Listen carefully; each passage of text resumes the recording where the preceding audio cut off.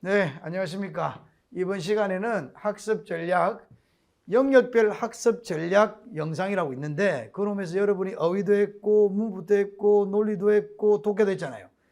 다음 기출문제 편을 한번 해보겠습니다. 기출분석편. 예, 사람들이 이제 보통 이 촬영을 하는 시점은 하반기쯤입니다.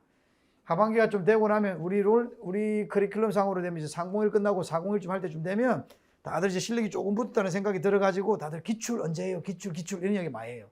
그런 학생들을 위해서 지금 딱 요 설명을 좀 하겠습니다. 작년에 찍었던 영상이랑 거의 큰 변화가 없습니다.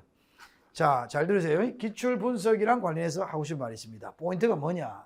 기출 분석편은 사실은 전체 커리 중에서 여기 있어요. 여기. 어디냐면 9월부터 들어가는 이 부분에 보시면 기출 특강 여기 10월, 11월, 11월 했죠. 11월, 12월에 기출 분석이 들어가는데요. 여러분, 지금부터 풀면 안 되냐? 이런 생각을 많이 합니다. 좀 너무 늦지 않냐? 절대 그렇지 않아요.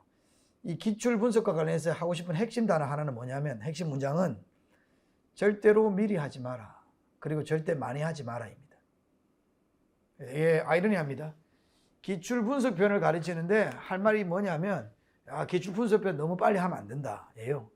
왜냐하면 포인트가요. 이겁니다. 기출은 많이 푸는 게 중요한 게 아니라 기출을 잘 풀 수 있는 실력을 갖추는 게 중요한 거예요. 사람들은 그 두 개를 혼재해서 생각해요. 내가 지금 실력이 없으니까 기출문제 많이 풀다 보면 기출문제 푸는 실력이 늘겠지. 그렇지 않아요. 기출은 많이 푸는 게 중요한 게 아니라 기출을 잘 풀 수 있는 실력을 빨리빨리 갖춰놓는 게 중요해요. 그래서 심지어 극단적으로 이야기해서 기출을 푸는 시점을 저는 이렇게 생각합니다. 해당 학교 시험 보는 일주일 전 또는 3일 전에 풀어도 괜찮아요. 그때까지 완벽한 준비가 돼 있으면 3일 동안 한 3개 풀고 시험 치러 가도 됩니다. 근데 준비가 안 된 학생이 9월 달부터 혹은 8월 달부터 기출을 그냥 계속 풀고 있는데 계속 틀려. 계속 60점이야. 그거 왜 풀어요? 선생님, 그 60점이죠. 계속 풀다 보면 성적이 늘어가지고 90점이 되겠죠. 절대 안 돼요. 한 번 풀어봤고 두 번 풀어봤고 세 번 풀어봤을 때 일정한 점수 80점, 90점이 안 나오면 풀면 안 됩니다. 빨리 기본으로 돌아가야 됩니다. 그래서 하고 싶은 말이 기출은 빨리 푸는 게 중요한 게 아니고 잘 풀 준비를 하는 게 중요한 겁니다. 그걸 절대 잊어버리면 안 돼요. 가자. 그래서 이거 보세요. 기출에 제가 기준 하나 잡아드리겠습니다. 우리 D 시리즈를요 반드시 선행하거나 또는 병행해야 됩니다. 기출하기 전에는 D 시리즈를 선행 또는 병행을 해야 됩니다. 왜? 기출을 잘 풀 수 있는 실력을 갖추는 게 여기니까. 이해되겠어요? 심지어는 이것도 잘 안 된다 싶으면 101부터 401, 특히나 101부터 301 다시 돌려나가는 학생들도 많아요. 기출은 많이 푸는 게 아니고 잘 푸는 거고 잘 풀 준비를 하려고 그러면 D 시리즈를 시험 논리에 맞게끔 가르치는 이 D 시리즈를 선행하거나 혹은 같이 병행을 해야 됩니다. 그 다음 선행하고 병행만 한다고 해서 기출을 풀 수 있는 것도 아니에요. 여기서 정답률 기준으로 D 시리즈를 딱 시험 치면 저희가 인강학생들 같은 경우는 정답률을 공개를 하고 현강학생들은 시험지를 주잖아요.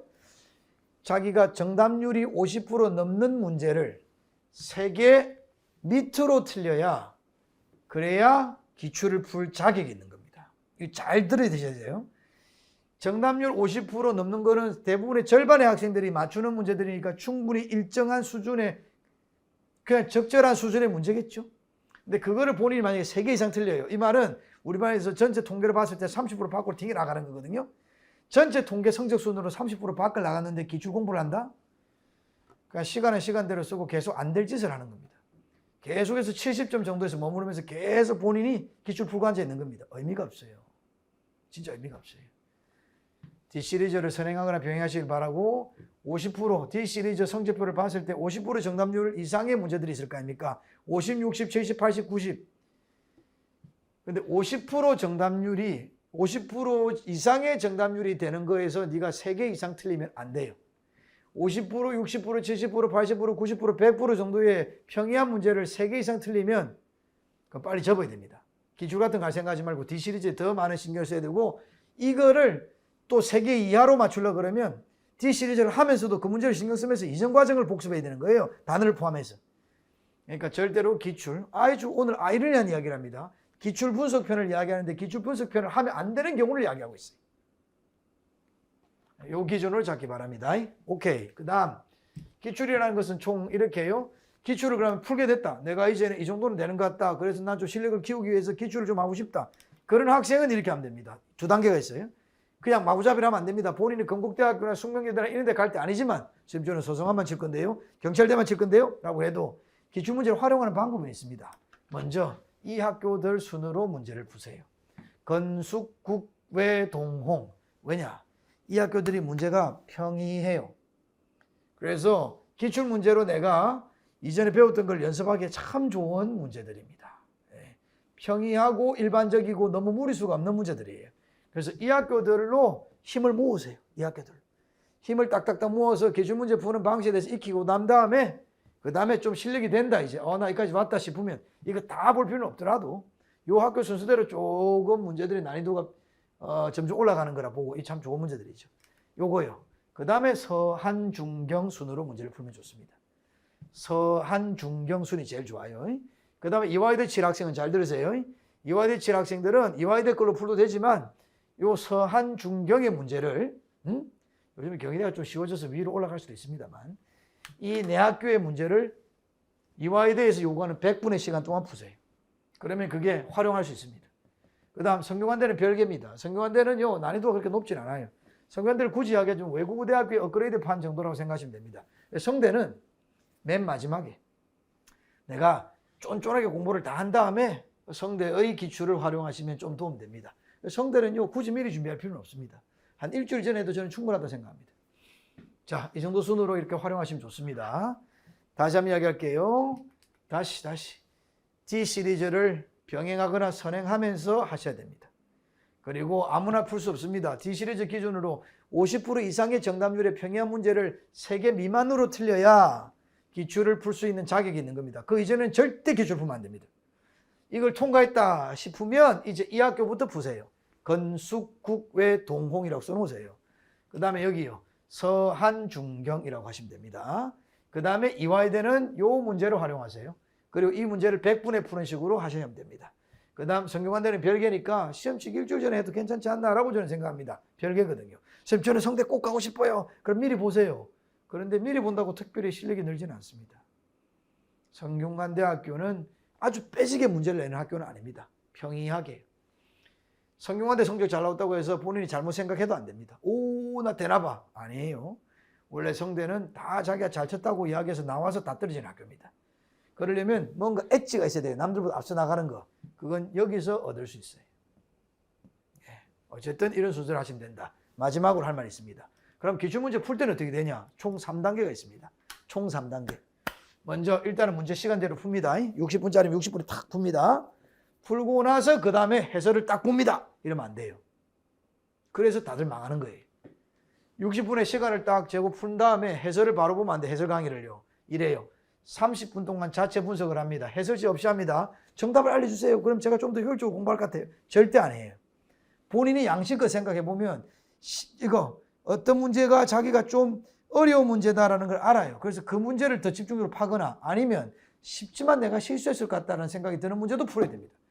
답지를 미리 주거나 해버리면 어떤 일이 벌어지냐면 이런 일이 벌어져요. 지가 맞췄지만 사실은 우연하게 맞춘 문제, 그냥 뽀록으로 맞춘 문제도 맞다고 생각하고 넘어가거나 어려운 문제를 틀렸는데 쉬운 문제를 틀렸는데 맞췄다고 생각했는데 이게 틀린 것도 그냥 대충 넘어가나 이럽니다.